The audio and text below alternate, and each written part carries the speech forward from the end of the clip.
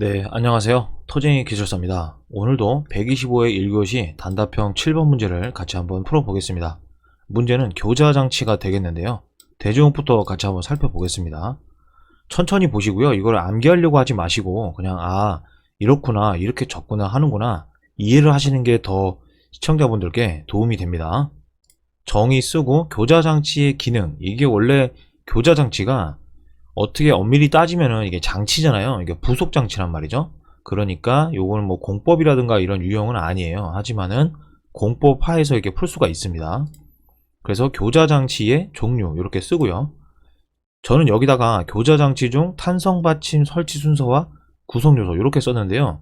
이 교자장치 종류를 쓰고 여기 밑에다가 교자장치 특징을 쓸 수도 있습니다. 그리고 마지막에 콘크리트 교량 탄성받침 설치 시 주의사항 및 프리세팅, 이제 요런 게 중요한데요.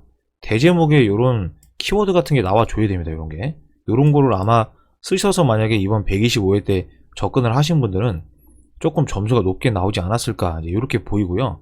여기서 이제 하나 요령이 있으면은 이걸 종류를 쓰고 여기에 만약에 특징을 썼잖아요. 그럼 여기 밑에 순서를 못 쓰잖아요. 그럴 때는 교량 탄성 받침 시공 단계별 주의사항, 뭐 설치 단계별 주의사항 이런 식으로 해가지고 시공 순서를 같이 집어넣어서 이렇게 푸는 것도 하나의 요령이 되겠습니다. 교자장치의 정의를 먼저 보시면은요. 이제 교자장치는 교량의 부속 장치다. 이게 이제 언급을 한번 해줘야 되죠. 그래서 상부 구조물의 하중을 하부로 전달한다. 이게 이제 키가 되겠습니다.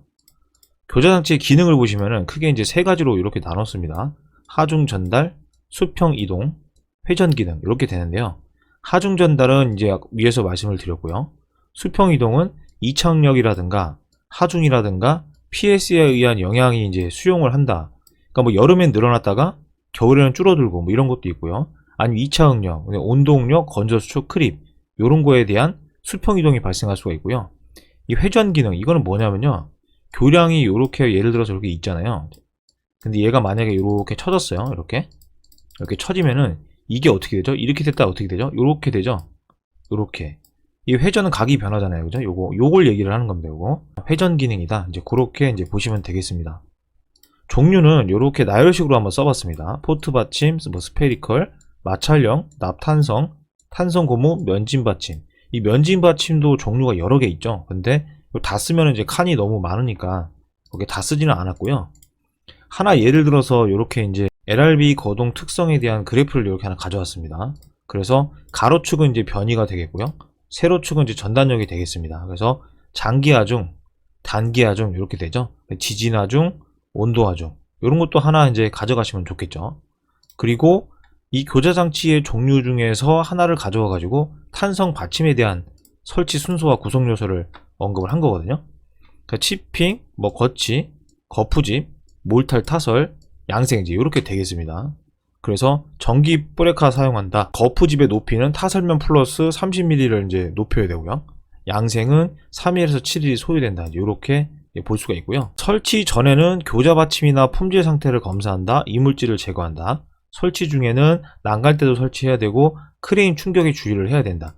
이거 이제 설치하다 보면 고핑해서 이렇게 작업을 하잖아요. 여기 이렇게 고핑해서 이렇게 작업을 하면은 이 밑으로 떨어질 수가 있어요. 작업을 하다가. 그런 거 이제 주의를 하시라고 여기다가 난간대 같은 걸 쳐둬야 된다. 약간 안전 쪽을 좀 언급을 좀 했죠. 그리고 크레인이 이렇게 올려주다가 여기 여기 치여가지고 충격이 받을 수 있다. 이제 이런 것도 간간히 이런 것도 사고가 잘 발생을 합니다. 그래서 이제 작성을 한 거고요. 설치 후에는 방향성을 확인을 해야 된다. 이게 무슨 말이냐면은 교자 장치를 설치하고 이렇게 위에서 이렇게 보면은 얘를 십자로 이렇게 했을 때 요 가운데 센터 있죠. 이 센터가 이렇게 있는데 얘가 이쪽 방향으로 설치가 돼야 되는데 얘가 90도로 돌아가가지고 이쪽 방향으로 설치되는 경우도 있습니다. 그래가지고 실제 현장에서 이 교량 받침을 다시 그 거더를 설치를 했다가 내려가지고 이 교자 받침을 뜯어가지고 이렇게 다시 수정한 사례도 있어요. 이제 그런 것도 주의를 하셔야 되고요. 또 요런 가운데 센터를 광파해 가지고 측량을 해서 얘가 제대로 이제 설치가 됐는지를 반드시 확인을 해줘야 됩니다. 프리세팅 같은 경우에는 이제 교자 장치의 허용 범위 내에 이제 조정을 해야 되겠죠. 플러스 마이너스 80mm다. 이렇게 보시면 되겠고요. 이 프리세팅은 거더를 설치한 다음에 이제 프리세팅을 하는 겁니다. 그렇게 이해를 하시고 보시면 되겠습니다. 자, 이렇게 한번 풀어봤는데요. 여기 있는 거 그냥 제가 이제 푼 거 그대로 그냥 필사하셔가지고 그냥 가지고 계시는 분들도 막 계세요. 네, 그렇게 하지 마시고요. 이거를 보고 내가 한번 안 보고 써보는 거예요. 써본 다음에 요거하고 비교를 해서 아 내가 설치 시 주의사항이 부족하구나. 아 내가 종류가 부족하구나. 페이지당 한 개만 가져가는 겁니다. 한 개만. 한 개만 가져가시고요. 전부 다 가져가려고 하면은 못 가져갑니다, 이거. 왜냐면은 그때 당시에 공부할 때는 이거 다 가져가는 것 같지만은 조금 지나고 나면은 다 잊어버려요. 그러니까 하나씩만 부족한 부분을 한번 채워보시기 바랍니다. 강의는 여기까지 하겠습니다. 감사합니다.